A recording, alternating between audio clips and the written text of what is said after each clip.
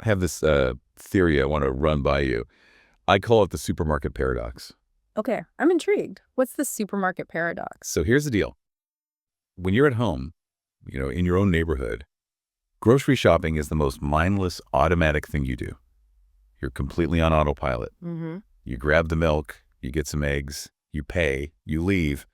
You probably don't even remember doing it half the time. Right. It's just like the background noise of life. But the second you're in a country where you don't speak the language, that simple chore, it transforms into this high stakes, terrifying ordeal. Yeah. It goes from the easiest thing in the world to maybe the hardest. Why is that?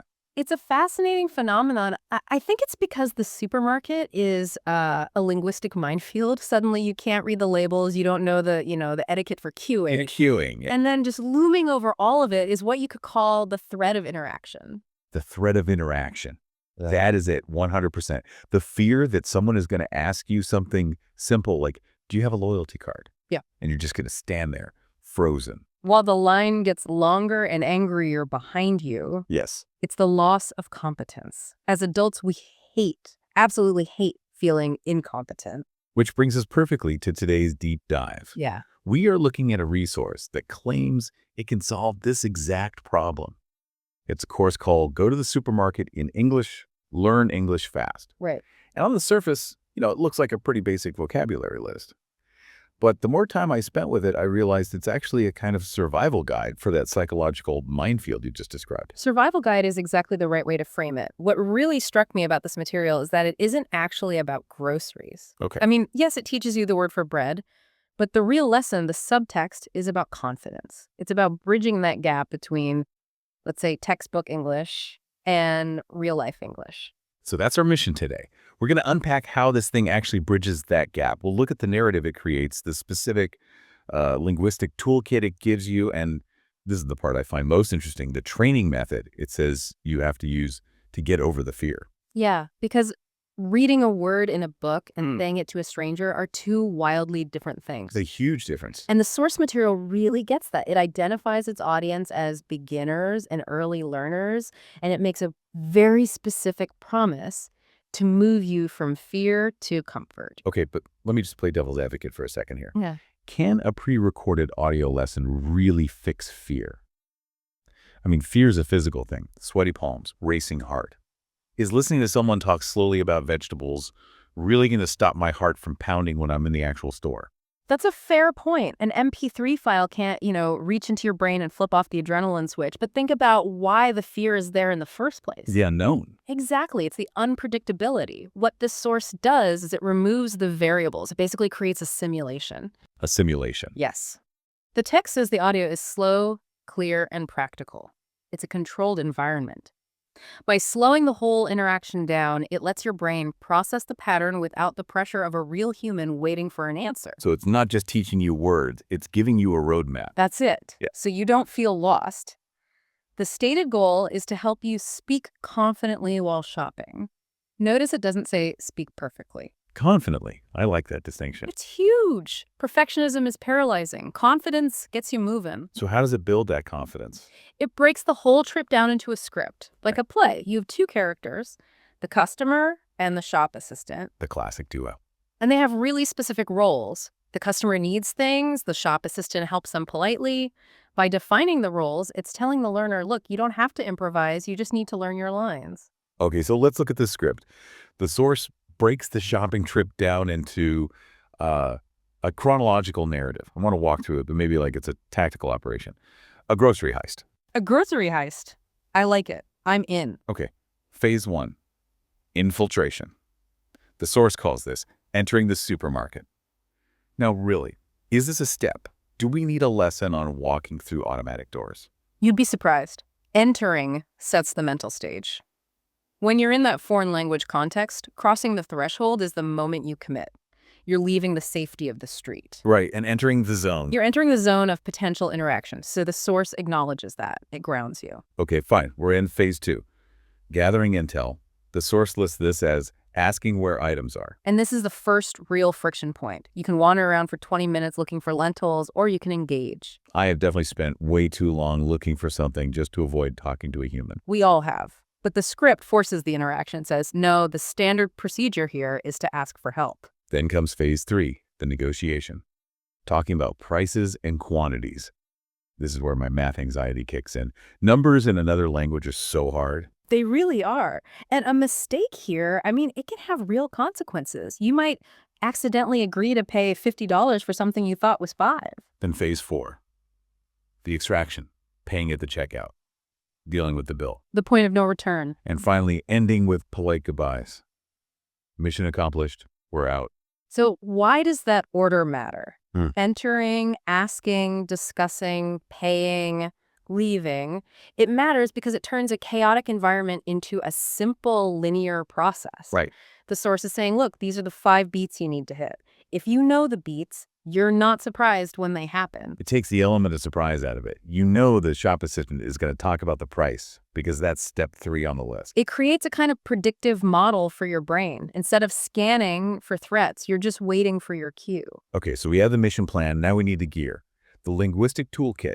It lists specific vocabulary: milk, bread, vegetables, price, bill. It's a very stripped down list. Is it too basic, though? I mean, anyone using this probably knows the word milk. They might recognize it on a page, but can they summon it instantly while someone is looking at them waiting?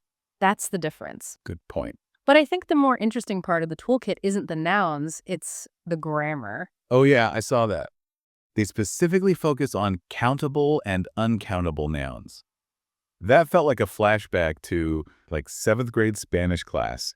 Why so academic? Because in a supermarket, quantity is everything. And this is a place where mistakes can actually lead to real confusion. Give me an example. Okay, so take the word rice. You don't ask for a rice. You ask for a bag of rice or some rice. Okay, but if I say, I want a rice, the shop assistant is going to know what I mean. They aren't going to hand me a single grain. They'll understand you, sure. But, and this goes right back to confidence, using the wrong structure, it marks you as an outsider. It breaks the flow. See. It makes the listener do extra work to figure out what you mean. The source includes this because using the correct form, a bottle of milk versus a milk, makes the whole thing smoother. It makes you sound competent. It's like social lubricant. Exactly. It signals, I get how this works. The other big tool in the kit is politeness. There's a whole section on polite questions. Where can I find bikes? Instead of just barking where it is. This is a hill I will die on. Politeness markers are maybe the most undervalued tool in language learning. Really? Why? Isn't the goal just to get the info? Where is milk? Gets the job done. It gets you the information, but it can damage the relationship. In English, shortness is often heard as rudeness, as aggression even. So if I just walk up and say milk, I felt like a caveman. Or a jerk, yeah, you sound demanding. Where can I find the milk? It uses that little word, can, which softens the whole request. It turns a demand into an inquiry. It's a cheat code for better service. It really is. And it protects you. If you're polite, people are way more patient with your accent, or if you're struggling for a word, if you're abrupt and struggling, people's patience runs out fast. So we have the script, we have the polite grammar. Now we get to the part I think is the absolute hardest for people to actually do. Yes. The method. The instructional part. The source is very bossy here. It doesn't say, listen and enjoy. It says, pause the audio, repeat the sentences, practice speaking out loud. It's aggressive. It has to be. But let's be real. Standing in your living room talking to an imaginary shop assistant, it feels ridiculous. There's a huge cringe factor. It feels incredibly silly, like you're in a bad play with no audience.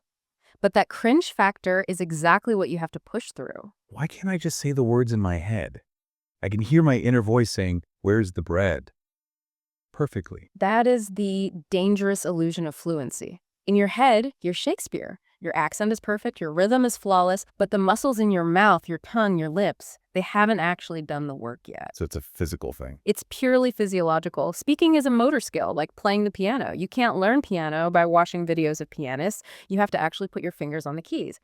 When the source says, speak out loud, it's about building muscle memory. So when I'm actually in the store and the pressure is on, my mouth just knows what to do, even if my brain is short-circuiting. That is the goal. If you've said, how much is this? 50 times in your bedroom, your mouth can form the shapes automatically. You bypass the brain work of building the sentence and just execute the program. Which makes that instruction, pause the audio, so much more important. It's not just a break. It's your turn to perform. It's the gap for active recall. If you just listened, you're passive. You're just nodding along. Yeah, I get that. But understanding isn't speaking. The pause is the challenge. It asks, okay, now you do it. And the source says this leads to immediate utility. That's a strong claim. It means you can walk out the door 5 minutes later and actually use it. It's not theoretical knowledge for a test next month. It's ammunition for today. Ammunition for today. I love that. So we've broken down the mission, the gear, the training, but there's one last thing I want to circle back to. The ending. Goodbyes. The source puts a weirdly high amount of emphasis on ending with polite goodbyes. Thank you, have a nice day, goodbye. Why do you think that's weird? Well, the transaction is over, right? I gave you money, you gave me my stuff, contract fulfilled. Why do we need a lesson on the exit? Because we're not robots. The goal is to feel comfortable like you're in real life.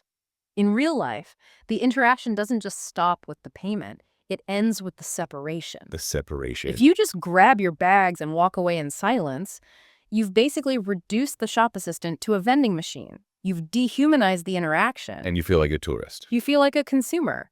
But if you look them in the eye and say, thank you, have a nice day, you're reestablishing a social contract. You're two human beings who just cooperated. It changes the whole flavor of the memory. Completely. And remember the shop assistant character. They are described as helping politely. They're on your team.